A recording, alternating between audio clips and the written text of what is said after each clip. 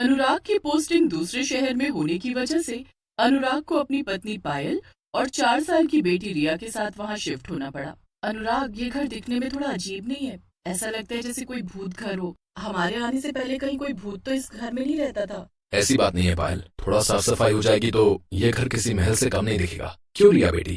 पिताजी, ये नया घर मुझे बहुत पसंद है। देखो ना, इस घर में तो गार्डन भी है। मैं रोज उस गार्डन में अपने इस शेरू के साथ खेलूंगी। तभी रिया गार्डन में शेरू के साथ खेलने चली जाती है। अनुराग और पायल दोनों मिलकर घर का सामान सेट करने में लग जाते हैं। सुबह से रात हो जाती है। सभी थके हारे अपने अपने कमरे में जाकर सो जाते हैं। आधी रात का वक्त था। तभी पायल को किसी के रोने की आवाज सुनाई देती है, जिसकी वजह से उसकी नींद टूट जाती है। ये आवाज कैसी? इतनी रात में आखिर कौन रो रहा है? जाकर देखती हूँ। कौन है? कौन है वहाँ? अरे, यहाँ तो कोई नहीं है। फिर ये रोने की आवाज कहाँ से आ रही है? अरे, ये आवाज तो हमारे घर के पीछे से आ रही है। पायल अपने कमरे की खिड़की से झांक कर देखती है। वहाँ एक पुराना घर होता है किसी का। रोने की आवाज वहीं से आ रही थी। ये रोने की आवाज तो उस घर से आ रही है, पर इतनी रात गई कोई औरत रोएगी क्यों? तभी उस घर से एक औरत बाहर निकलती है और पायल को अपनी खूनी आंखों से घूरने लगती है। तभी पायल अनुराग को उठाती है। अनुराग, उठो उठो अनुराग, उठो जल्दी, देखो वहाँ कुछ है, कोई चुड़ैल जैसा। पायल, तुम पागल हो गई हो क्या? पढ़ी लिखी होकर कैसी बातें करती हो? देखो देखो, इतनी रात गए ऐसी बातें मत करो। रिया सुन लेगी तो डर जाएगी। वो तुम्हारा कोई वहम होगा। चुड़ैल वुड़ैल कुछ नहीं होती। सो जाओ और मुझे भी सोने दो। अनुराग पायल की बातों पर जरा भी विश्वास नहीं करता, पर पायल अभी भी रात वाली बात में खोई हुई थी। तभी दरवाजे की घंटी बजती है। कौन हो आप? क्या चाहिए? मेरा नाम सुजाता है और मैं आपके घर के पीछे वाले घर में रहती हूँ। आप लोग नए हैं इसीलिए मिलने चली आई। किसी भी चीज की जरूरत हो तो बताना। पायल उससे कुछ पूछती, इतने में वो औरत वहां से चली जाती है। अरे अरे सुनो, बड़ी अजीब औरत थी। मुझे कुछ पूछने का मौका ही नहीं दिया। पर मैं उससे वो बात कैसे पूछती? कहीं सच में वो मेरा वहम तो नहीं था? हो सकता है वहम हो। इतना बोलकर पायल रिया के साथ गार्डन में खेलने चली जाती है। तभी खेलते खेलते रिया की बॉल सुजाता के घर के सामने चली जाती है। माँ, मेरी बॉल तो वहां चली गई। आप यही रहो, मैं अभी लेकर आती हूँ। रिया जैसे ही अपने हाथों में बॉल उठाती है, तभी उसकी नजर सुजाता के घर की खिड़की पर जाती है। सुजाता के घर के अंदर चुड़ैल को देखकर रिया की चीख निकल जाती है और वो बेहोश हो जाती है। रिया, रिया उठो, आंखें खोलो रिया, मेरी बच्ची, क्या हुआ है तुम्हें? उठती क्यों नहीं? तभी वहां सुजाता भी आ जाती है। क्या हुआ इसे? ये चिल्लाई क्यों और ये बेहोश कैसे हो गई? रिया उठो, क्या हुआ तुम्हें? रुको, मैं पानी लाती हूँ। सुजाता रिया के मुंह पर पानी का छिड़काव करती है। तभी रिया होश में आ जाती है। पता नहीं इसने ऐसा क्या देख लिया जो ये चीखी। पर मेरी एक बात समझ में नहीं आई कि आपको मेरी बेटी का नाम कैसे पता चला कि इसका नाम रिया है? वो वो उस दिन आपकी बेटी खेलते खेलते यहाँ आ गई थी। तभी मैंने इसका नाम इससे पूछा। वैसे भी अब हम पड़ोसी हैं, एक दूसरे के नाम तो अब जान ही गए हैं। रिया बहुत डरी हुई है, मैं इसे घर लेकर जाती हूँ। रिया का ध्यान रखना और मेरी किसी मदद की जरूरत हो तो बताना। पायल रिया को घर ले आती है। रिया बेटी, मुझे बताओ कि क्या हुआ था? तुम चीखी क्यों थी? देखो, घबराने की कोई जरूरत नहीं है, मैं हूं ना तुम्हारे साथ। बताओ अब। माँ, वो माँ, वहाँ आंटी ला ला ला के। मेरी बच्ची चुप हो जाओ। कुछ नहीं है वहाँ बेटा, नई जगह है ना, इसलिए तुम्हें थोड़ा डर लगा। चलो अब तुम सो जाओ। पायल रिया को सुला देती है। इतने में अनुराग भी ऑफिस से घर आ जाता है। अनुराग, वो उस रात मेरा कोई वहम नहीं था। रिया ने भी कुछ तो देखा वहाँ जिसके कारण वो इतना डर गई। उसी डर की वजह से रिया आज जल्दी सो गई। मैंने पूछा तो कुछ ढंग से बता ही नहीं रही वो। फिर से वही बात। अरे मैंने कहा ना तुम लोगों से कि ये नई जगह है और नई जगह पर ऐसा हो जाता है। मैंने तुमसे पहले ही कहा था कि रिया के सामने ऐसा वैसा कुछ मत कहना, नहीं तो वो भी डर जाएगी। पर अनुराग, वो पड़ोस वाली औरत कुछ अजीब है, जैसे उसे हमारे बारे में पहले से ही सब पता हो। अगले दिन सुबह पायल अनुराग के लिए नाश्ता बना रही होती है। अरे, चीनी तो बिल्कुल खत्म। अब मैं अनुराग के लिए चाय कैसे बनाऊंगी? हाँ, एक काम करती हूँ, क्यों ना मैं चीनी के बहाने पड़ोसन के घर जाऊँ, देखूँ तो सही आखिर माजरा क्या है। पायल हाथ में कटोरी लिए पहुंच जाती है सुजाता के घर। सुजाता के घर का दरवाजा बंद होता है। कोई है? अंदर कोई है? मैं आपकी पड़ोसन हूँ, कुछ काम था इसलिए आई हूँ। तभी सुजाता दरवाजा खोल देती है। क्या बात है, क्या चाहिए? वो चीनी खत्म हो गई थी इसलिए सोचा आपसे थोड़ी ले लूं। अनुराग के लिए चाय बनानी है। अच्छा, रुको मैं लाती हूँ। सुजाता कटोरी में चीनी ले आती है। ये लो चीनी, और किसी चीज की जरूरत हो तो बताना।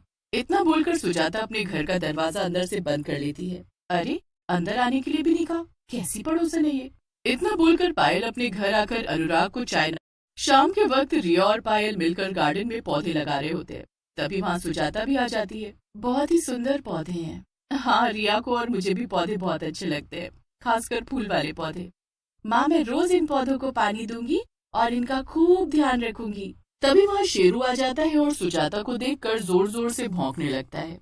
इसे क्या हुआ? ये सुजाता को देखकर इतना भौंक क्यों रहा है? तभी सुजाता शेरू को अजीब तरह से घूरने लगती है।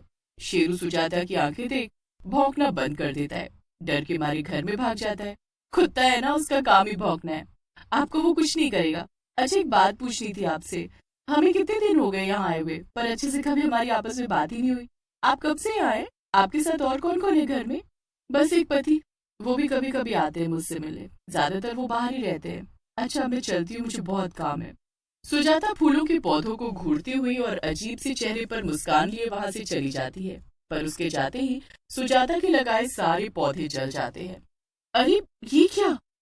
माँ, मेरे पौधे देखो, इन्हें क्या हुआ? अभी तो ये बिल्कुल सही थे, ये तो सारे जल गए हैं।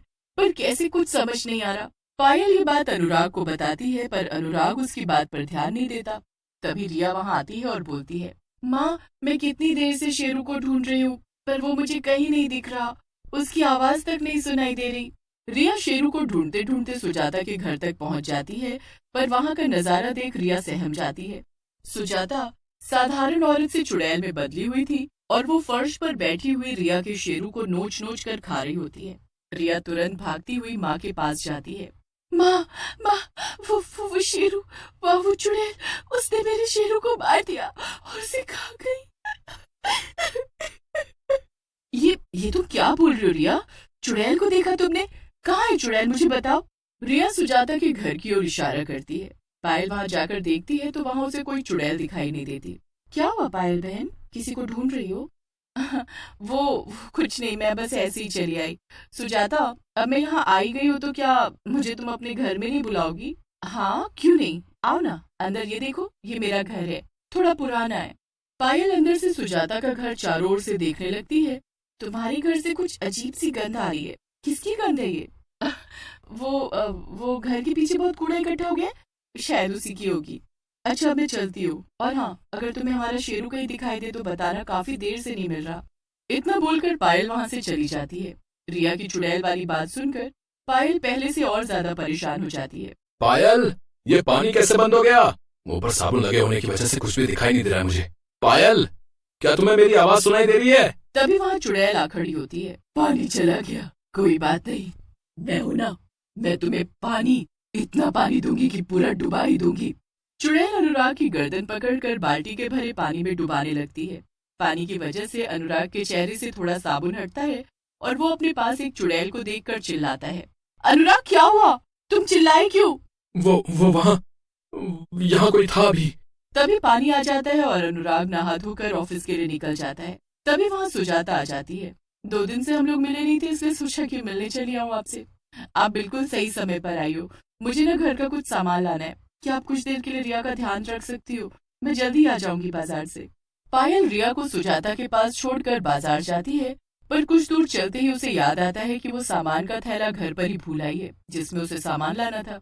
पर घर वापस जाते ही वो जो देखती है उसे देखकर हैरान रह जाती है, क्योंकि रिया सुजाता के साथ नहीं, एक चुड़ैल के साथ थी।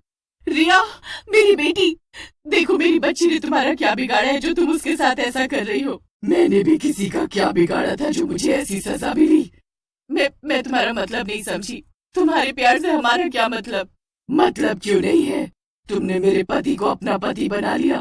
पहले मैं इस घर में रहती थी तुम्हारे पति अनुराग के साथ, बहुत प्यार करती थी, उससे शादी करना चाहती थी, पर अनुराग शादी के लिए राजी नहीं हो रहा था।